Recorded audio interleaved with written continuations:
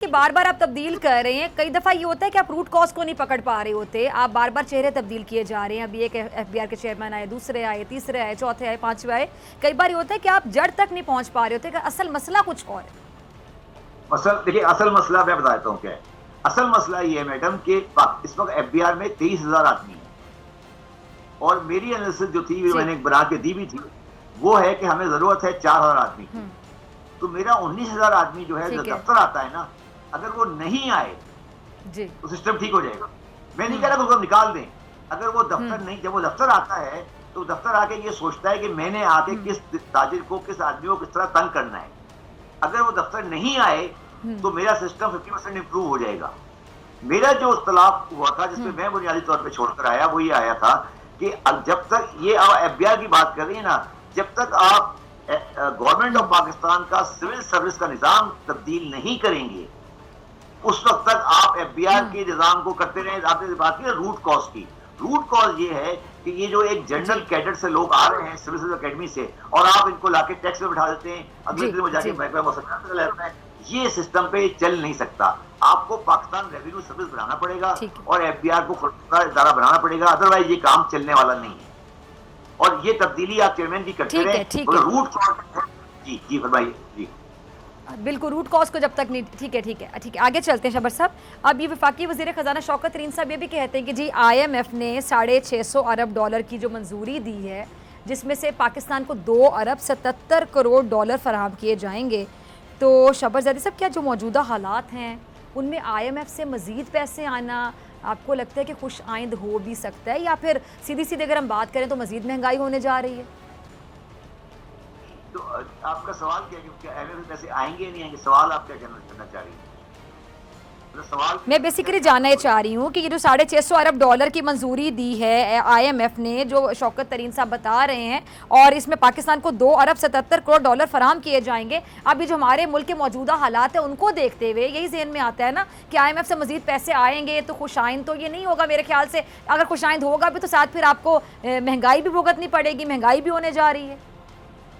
देखिए, बात सिंपल सी ये है कि हमें ये देखना पड़ेगा मैडम कि 2018 में जब गवर्नमेंट आई थी, उस वक्त से लेकर आज तक हम अपने आप को किस तरह मैनेज कर रहे हैं। जो हमारा ये है कि हमारा जो करंट अकाउंट का डेफिसिट है, वो अगर हम मैनेज कर सके, अगर हमने मतलब ये कि हमारा करंट अकाउंट डेफिसिट अगर हम 5 से 7 बिलियन डॉलर पे मैनेज कर सके, तो महंगाई नहीं बढ़ेगी और डॉलर का रेट जो है वो तकरीबन उसी जगह पे रहेगा जो आसपास 160-165 से।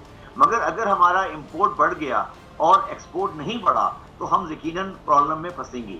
तो हमारी कोशिश ये होनी चाहिए कि हमारी एक्सपोर्ट बढ़े और इंपोर्ट को हम बैलेंस करें। अगर वो हमने नहीं किया तो हमारा प्रॉब्लम रहेगा। मगर अगर रोशन पाकिस्तान और रेमिटेंस हमारी मैनेज होती रही तो आज वो हालात नहीं है कि हमें कोई खतरे की घंटी नजर नहीं आ रही है। अगर IMF हमें पैसे देने जा रही है, जो हमारी उनकी ट्रांच है, तो ये तो पॉजिटिव बात है। ये पाकिस्तान में पॉजिटिव इंडिकेटर है, नेगेटिव इंडिकेटर नहीं है। हाँ, जो आप बात कर रही है महंगाई का, अगर इंटरनेशनल प्राइसेस और कमोडिटीज बढ़ती है, ऑयल की प्राइसेस बढ़ती हैं या और कोल की प्राइसेस बढ़ती हैं, तो फिर हमारे लिए मसला है। मगर अभी तक कोई बड़ा इंडिकेटर हमें नजर नहीं आया है कि ऑयल कोई ऐसी प्राइसेस बढ़ी हैं। मगर आप एक चीज को गौर करें कि मेरा जाती एस्टिमेट है, हमें इंशाल्लाह ताला हम आपसे बाद में मिलेंगे, मेरा जाती एस्टिमेट है कि 30 जून 2022 को जब हम साल एंड करेंगे, अगला साल जिसका अभी 1 महीना गुजरा है तकरीबन, तो हमारी GDP ग्रोथ तकरीबन 4.5 से 5% होगी।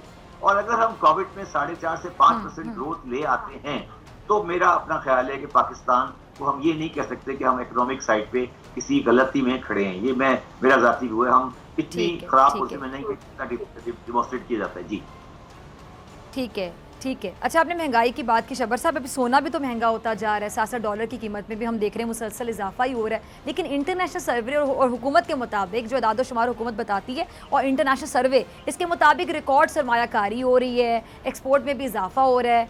अब आप बताएं कि वाकई सदाकत है इन बातों में? नहीं, देखिए, मैं थोड़ा आपको बताता हूँ। देखिए, ये जो आपने कहा ना रिकॉर्ड सरमायाकारी हो रही है, ये बात दुरुस्त नहीं है। उस जो OICCI का सर्वे आया है ना, वो ये ये हुकूमत के इजादोशुमार कहते हैं ना शबर जैदी साहब। मैं उसी पे आ रहा हूँ ना। वो ये कह रहा है कि बिजनेसमैन का कॉन्फिडेंस बढ़ा है। आप मेरी बात समझ रही हैं? कॉन्फिडेंस जो बढ़ा है, जी जी, मगर अभी वो ट्रांसफर इनटू इन्वेस्टमेंट नहीं हुआ है। मेरी बात समझ रहे हैं? मकसद ये कि आप बिजनेसमैन का कॉन्फिडेंस इन्वेस्टिंग इन पाकिस्तान जो था वो कम हो गया था। अब वो अपनी उसने लेवल को इम्प्रूव किया है, मगर उसके बेसिस पर अभी फॉरेन डायरेक्ट इन्वेस्टमेंट नहीं आई है। वो अभी नहीं आई है, अभी आनी है। और वो हमारे लिए बहुत बड़ा सिग्नल है कि वो क्यों नहीं आ रही। हमें ये सवाल है कि फॉरेन डायरेक्ट इन्वेस्टमेंट पाकिस्तान में उस स्पीड से नहीं आ रही जिस स्पीड से आनी चाहिए। ये एक बुनियादी सवाल है पाकिस्तान का। एक जमाने में और शबर साहब आपको उसकी वजह क्या नजर आती है? आप तो जाहिर बात है आप गहरी नजर रखते हैं, आपको क्या लगता है कि वो जो नहीं आ रही उसकी क्या वजह है? उसकी वजह, बुनियादी वजह ये है कि जो मतलब हमारे कहाँ फ्लॉज हैं उसको लेकर इनको फिक्स किया जाए। देखिए, मैं आपको इसमें बड़ी एक स्ट्रेंज बात बताऊं। देखिए, आप एक बात, आप आप उसको अवेयर हैं या नहीं है, सऊदी अरब ने और यूएई ने $50 बिलियन की इन्वेस्टमेंट इंडिया में की है, $50 बिलियन ईच जी। तो हमारे मुल्क में आप सवाल ये है कि हमारे मुल्क में इन्वेस्ट इस वक्त कौन करेगा? देखिए, ये देखा जाए ना कि इन्वेस्टर कौन है। इन्वेस्टर यूएई में बैठा हुआ है, या यूरोप में बैठा है, या अमेरिका में बैठा है, या चाइनीज है। तो कौन है जो हमारे मुल्क में फॉरेन डायरेक्ट इन्वेस्टमेंट लेकर आएगा? मैं आपसे बिल्कुल फ्रैंकली बात कर रहा हूं। मेरा ये कहना है कि शायद इनमें से कोई नहीं लाएगा। जो लाएगा ना वो है पाकिस्तानी एक्सपेक्टेड। जो देखिए, अगर मैं एक अमेरिकन को, मैं तो इस फील्ड में काम करता हूँ ना, मैं एक अमेरिकन को कहूँ कि तो पाकिस्तान में $100 मिलियन डाल दो, तो वो मुझे आज के हालात में 100 दफा मुझसे सवाल करेगा। मैं अगर एक यूएई वाले को बोलूंगा पाकिस्तान में तुम $100 मिलियन $200 मिलियन का इन्वेस्टमेंट कर दो, वो मुझसे 100 सवाल करेगा। मगर मेरा ये कहना है कि जो पाकिस्तानियों के पैसे बाहर पड़े हुए हैं, उनके लिए मैंने ये कहता हूं कि पाकिस्तान से बेहतर जगह कोई नहीं है।